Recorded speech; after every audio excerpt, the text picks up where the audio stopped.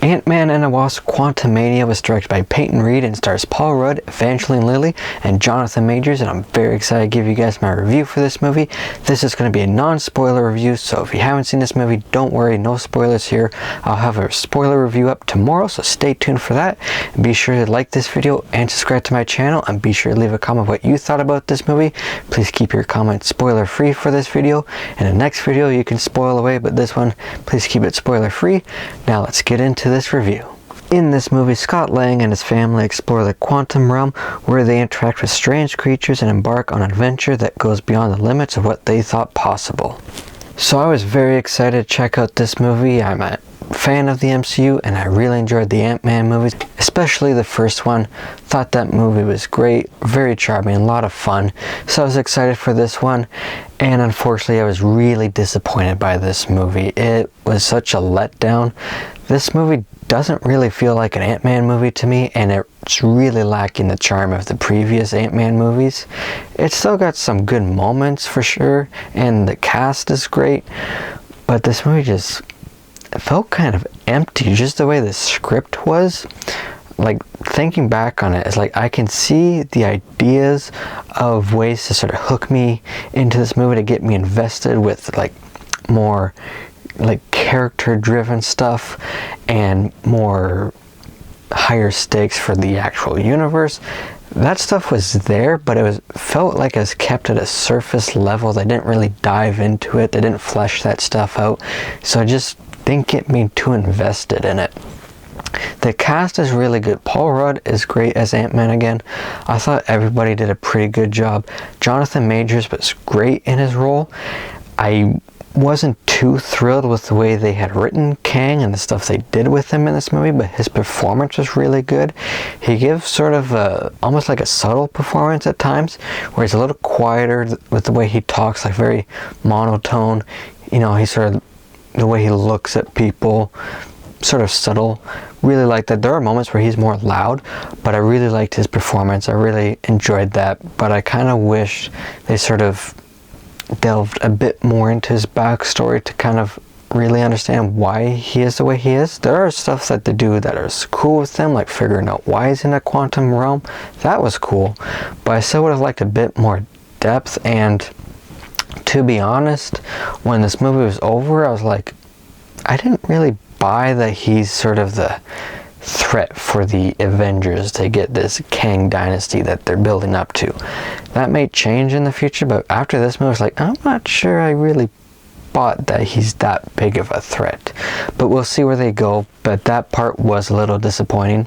And for me, I think one part that really disappointed me, because it was the part I was sort of looking forward to the most, because the trailer showed like they're going to be doing this, was having more character level threats, like with Scott and his daughter. I thought they could have done some really cool stuff with that, and they do have it a bit, but again, they keep it surface level.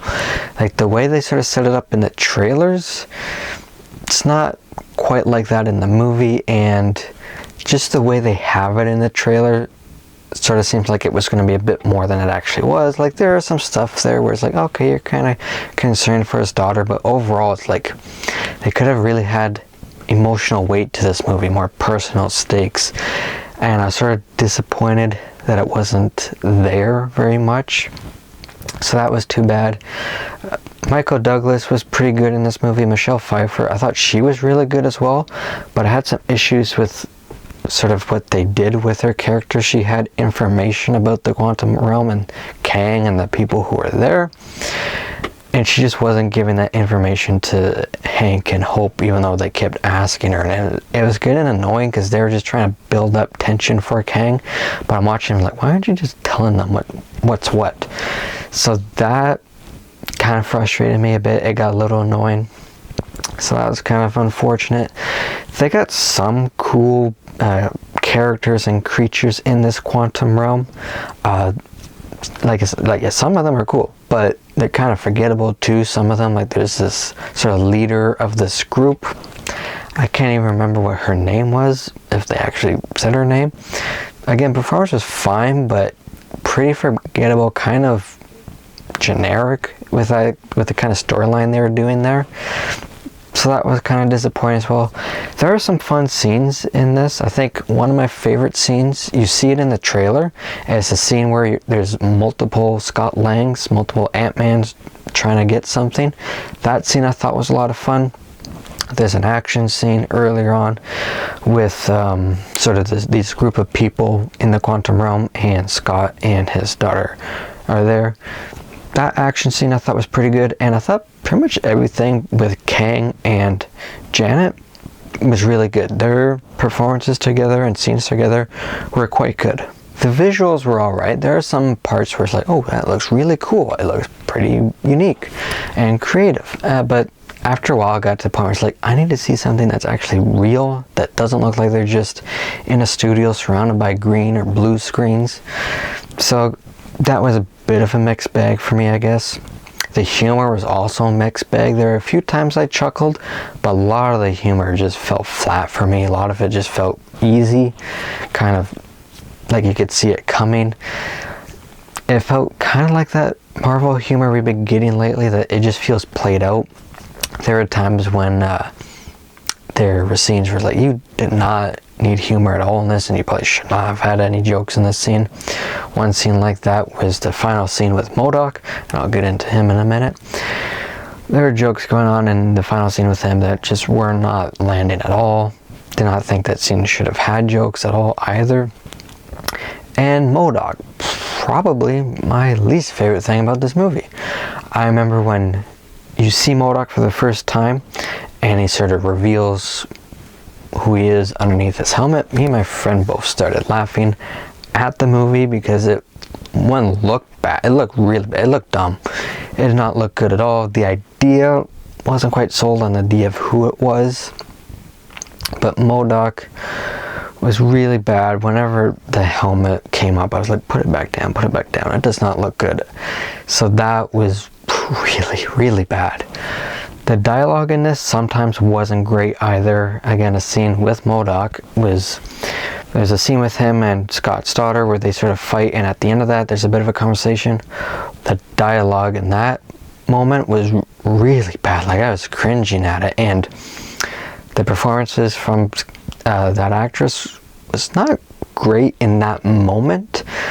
But I'm not sure if that's totally on her. It may have been just the script, and the dialogue was really bad. That I think it'd been really hard to pull off that dialogue. That was really bad. But there are some fun moments scattered throughout this movie. There are some fun action scenes, like I had mentioned. The stuff with Kang and Janet were really good. Performance from Jonathan Majors was really good, even though I was a little underwhelmed with what they did with Kang. This movie also moves at a pretty good pace. Like, you get into the quantum realm really fast, which was good. And there's some fun stuff, like the final act. There's some fun battles in there, but it did feel like a pretty generic final act with big action. So not particularly memorable. This whole movie kind of feels disposable.